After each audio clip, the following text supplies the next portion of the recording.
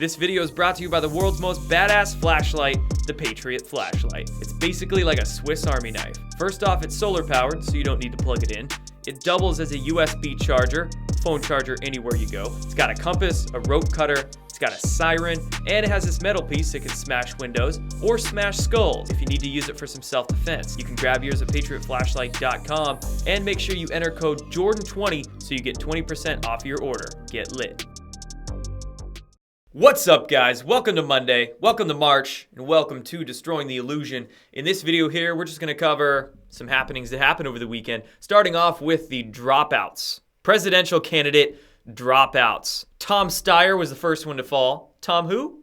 Tom Steyer. Mr. Walnut Sauce, if you're familiar with Podesta's emails.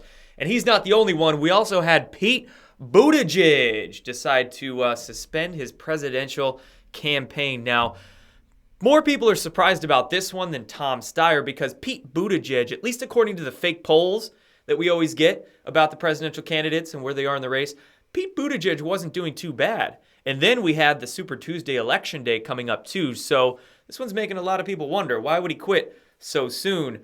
Some people are speculating that maybe they found something against him that made him step down behind the scenes. I don't know about that one. Other people are also wondering if maybe Pete Buttigieg will reemerge as a vice presidential pick towards somebody's campaign, and they'll try to create some sort of unity ticket to go against Trump with. I don't know, but nevertheless, Pete's gone. The CIA couldn't groom him well enough, I guess. Totally, man. I mean, you've seen the video going around of Pete Buttigieg and Barack Obama saying the exact same things. Now, this country was built. And it is a coolers, movement reaching into church basements and barber and in our shops, into schools, universities and with our union kids. halls. And if the voice we can can light change up the the world, neighborhoods and we it can can light up change the the city. city. Shines as a beacon to the around the world. world once more. Total Manchurian candidates. One last note on dropouts, this one being a CEO. And this one's from late last week, though, but I haven't really seen anybody report about it, and I haven't seen it on anybody's timelines. And to me, this is a big one. So this one is the BlackRock vice chairman and their co-founder, actually, Barbara Novick, deciding to step down. Now, if you're not familiar with what BlackRock is, it is a huge multi-billion-dollar company that does investments. And they invest in basically, all the other big cabal corporations that are out there. So BlackRock, just a cesspool of corruption. And if you actually look at who was involved in the creation, aside from Barbara Novick, of BlackRock back in the 1970s, I believe, you get into some shady connections there. So this one's huge, man. BlackRock, down. Add that to the list, especially the list of all the CEOs that have been resigning, not just over the last couple of years, but just this month. Disney's out of there and 10 to 15 other ones just over the last few weeks, So that's that. Now let's move on into Q. So we get a beautiful Q proof here. This one coming by way of a Trump advertisement. So in an advertisement that the Trump campaign released just a few days ago at second 54, 55, some people are noticing, 55 they're saying, but about a minute, 55 seconds into the video, we get this shot of a woman in a Q shirt, smiling at the camera, front and center. And come on, guys, this is just no accident at all. And some people are literally still trying to call it a LARP or fake or some conspiracy theory that's made up. I don't even know what the latest excuse is that they're trying to pass off Q as being, but it's all lies. Why would this happen? This is no accident. Why would this happen? We get Q in a Trump ad. Let's be real, guys.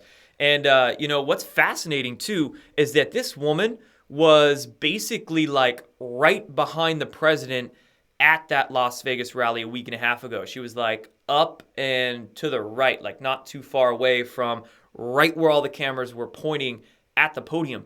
So what's interesting is that we're seeing Q stuff being allowed into rallies again, almost, specifically pointed out at these rallies too. And it wasn't just at the Las Vegas rally recently, but at the South Carolina rally near the end of last week, there was also another person let in with Q garb. And it's almost as if that Secret Service gag order on it at the rallies, they're purposely trying to now force the Q, getting eyes on this Q swag and things like that. So I wanted to make note of that.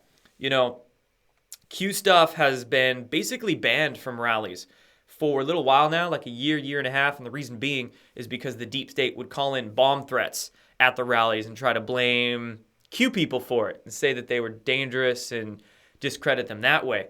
So, couldn't have any Q swag at the rallies. People that tried to go in it would be asked to take it off and things like that. But now, over the last week or two, we're seeing that totally open up.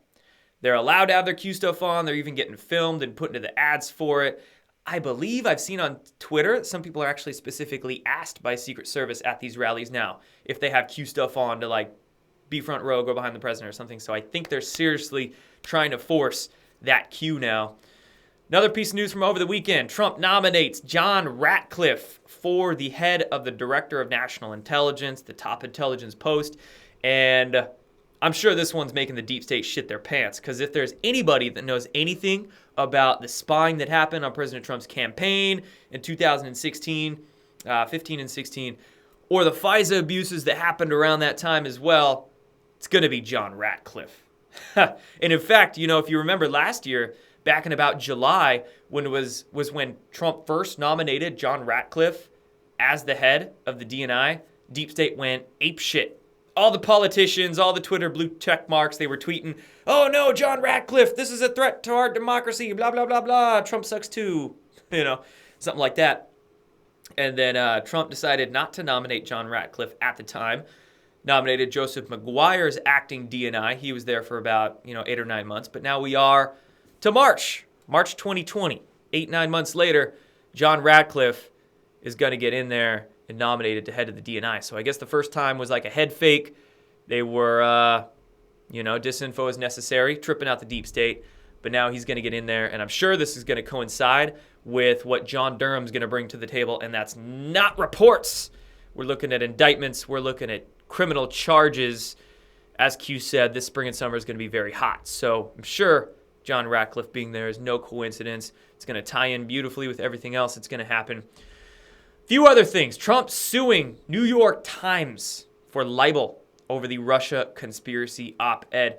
And not only is the Trump campaign suing the New York Times, which is a fantastic thing, I believe it's Devin Nunes. He is suing the Washington Post for basically the same thing, for libel over a lot of that Russia conspiracy nonsense that went on. So great news there. The New York Times and the Washington Post, two of like the fakest fake news you could get in the legacy media. Let's hope these lawsuits go somewhere. And let's hope that they open the way, that they pave the way for a lot more libel lawsuits to happen against these big media outlets as well. Also, Nick Sandmann, that kid that had the MAGA hat on, that had that whole shitstorm ensue about him in recent years. He's also been suing quite a few media outlets for all the libel that they smeared him with as well. So all these lawsuits hopefully going to pave the way for more to happen. And shoot, man, I'm trying to get a piece of that pie, if you know what I mean. Like, I've seen my name slandered a bit in those media corporations. Maybe I should think about some lawsuits or something. But I don't know. I'm sure it'll happen. Plenty of people will start doing that against them. Now let's move on into, this is a good one. Mike Pompeo, Secretary of State Mike Pompeo. He said some really interesting things at the CPAC conference over the weekend that I want to highlight here. Now, CPAC is a big conference that's held in like the DC area every year. Big conservative, Republican-leaning conference. So a lot of people go. President, vice president gave speeches there over the weekend. Tons of senators, a lot of people from that right side of the aisle. Mike Pompeo was there. He gave a speech. And during his speech, he was saying some pretty interesting things. I'm not in it. I'm not in it for the fancy dinners in Paris or Switzerland or Vienna. I've only been to those places twice during my time on the job. One of my predecessors went 62 times. That, my friends, is a lot of cocktails. He also went to Antarctica, and I don't know who he was negotiating with there. He was basically making some slights at John Kerry, talking about how John Kerry flew all around the world so much, and Mike Pompeo really isn't there to do that. And then he made a quick point to talk about John Kerry's trip to Antarctica, and even said, I don't know who he was negotiating with there. Of course, he said it jokingly, but maybe there's a little bit of truth to that joke. I mean, if you're not familiar with what happened, John Kerry, who was the Secretary of State, of course, during Obama years, during 2016 especially, on Election Day. This is the kicker. This is what's weird about this whole situation. On Election Day of 2016, John Kerry went down to Antarctica. And the cover for the trip was, of course, a scientific trip or something like that. But the day of all days he went down there was on Election Day in 2016. Election Day. You feel like that would be a pretty damn important day, especially for the Secretary of State to be in the country. But he decided to go to Antarctica instead. So that's been sort of a head scratcher in like the truth and conspiracy world for a few years now. Like, why the heck was he going down to Antarctica of all places on Election Day? And if you understand anything about the hidden history and the hidden information about Antarctica, the truth about it, maybe he was really having some meetings or something like that there, because the sanitized, the hidden history of Antarctica, we can even go back to the times of World War II and the Nazis and the explorations and possibly even facilities they could have been constructing under the ice there. And there's a lot of weird stuff. A lot of weird stuff when it comes to Antarctica. It goes very deep. I've done videos on it on this channel before. I think it was quite a while ago, like a year or two ago. Dr. Michael Sala, I've interviewed him on this channel as well. He's got a great book about the hidden history of Antarctica. So, great rabbit hole to go down. You'll be down that one for a little while. A lot of mind-blowing secrets you'll learn there.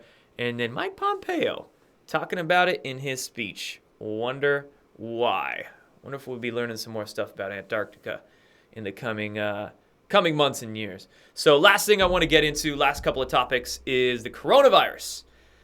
Damn coronavirus, man. So a few updates on that. Bill Gates finally making some public statements.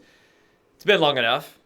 Shoot, he's probably been, for the last 6 weeks, like, trying to rush one of those vaccines to the market. Or maybe he's been making sure his scientists working on that coronavirus in the lab are releasing it where they're supposed to release it. But anyway, Bill Gates says the coronavirus is starting to look like a once-in-a-century pathogen.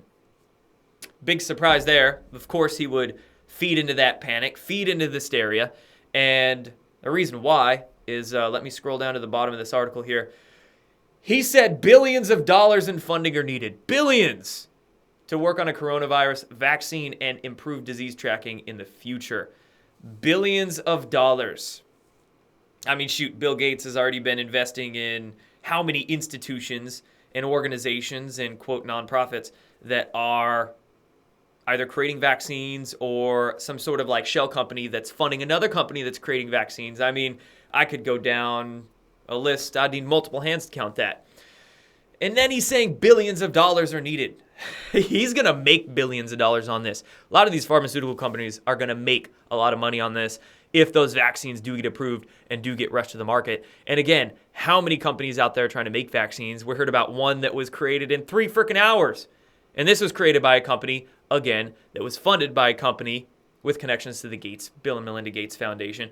We had another company that said, oh, we're going to have a vaccine ready in like just a few months, record time. Oh, we're going to have a vaccine too, Kaiser and Moderna and all these other ones. It's crazy, crazy stuff. So, of course, Bill Gates is going to be saying those things. No big surprise. And then France. France bans the gathering of more than 5,000 as thousands face testing and coronavirus hit Iran, South Korea, and around the world. So France is banning gatherings of more than a few thousand out in public spaces. And, I mean, that's a convenient way to really shut down those yellow vest protests, right? Those yellow vest protests that are still going on. They're still going on. People are telling me they're still happening. And along with those Hong Kong protests, too. But there's been much less media coverage about those protests in the last few weeks with this coronavirus being everywhere to distract people. So, seems like a convenient excuse to me. Shut down the protesters. And still, the mainstream media is still attacking me. I mean, I'm seeing an article pop up almost every day about me and that particular mineral that I must not name here. But I wrote a blog on it on my website if you want to go read about it. Huffington Post, big surprise there, HuffPo, the truth behind 5 coronavirus myths. The truth about it. We're telling you what to believe, what the truth is. if you need the truth, listen to the mainstream media or the World Health Organization because we have it. See how they tell you what to believe? Anyway, I'm going to scroll down to number 2 here because this is the kicker. The coronavirus can be cured by a, quote, miracle mineral solution. Oh, yeah? It says here, conspiracy theorist Jordan Sather, who shares information through his social media relating to the QAnon pro-Donald Trump far-right conspiracy theory, that's a mouthful, is one proponent of the solution alongside countless of other online personalities who claim the solution as a cure for autism and diseases such as cancer. Well, a couple of things about that. I've never promoted it as a cure. I've specifically, multiple times, publicly repeated the idea that I don't believe in that 4-letter C word, the idea of a cure, because you have to look at the being holistically, to improve a situation. And not just that, but countless other online personalities. I can count literally like 4 or 5 online personalities that talk about this particular mineral. I mean, it's not many people know about it. So, no, that's just some bullshit coming from HuffPo. But you see what they're doing here with the coronavirus. They are trying to knock off as many birds with one stone as they can with this particular agenda. As is usual, when the deep state tries to bring forth any sort of campaign or psychological operation to the public, they're going to try to kill as many birds as they can with it. So what are they doing with the coronavirus? They're weaponizing it against the president. We're seeing that. They're trying to close, or I should say slow, worldwide economies with it. We're seeing that. They're trying to attack any sort of truth teller or any sort of, awakened person or conspiracy theorist, if you want to call them that. Anybody that's sharing information about the mysterious origin of the disease or how to heal it naturally, they get attacked. We're also seeing how all these companies are trying to rush vaccines onto the scene. Oof. And totally, that's a problem reaction solution right there. Trying to bring forth the vaccines to make a bunch of money and whatever the heck else. Vaccines, they're huge, multi-billion, $50 billion a year industry with huge profit margins on vaccines as well. Pharmaceutical companies make lots of money on them.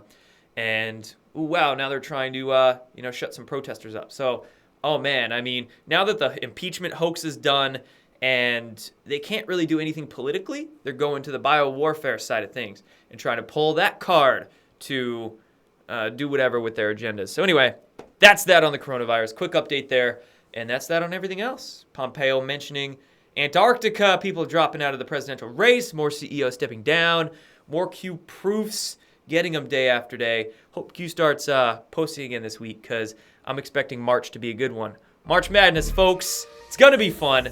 Thank you for tuning in. That's all here. Remember, you can go support my work on Patreon. Thank you to all of you that are doing so. I do exclusive live chats and product giveaways and all that sort of stuff on there. So you can find me on Patreon. Link for that will be below. And also check out my Conscious Strength health and supplement and self-development brand, consciousstrength.net. Link below for that too. Much more coming, guys. Thanks for tuning in. Done for this one. See ya.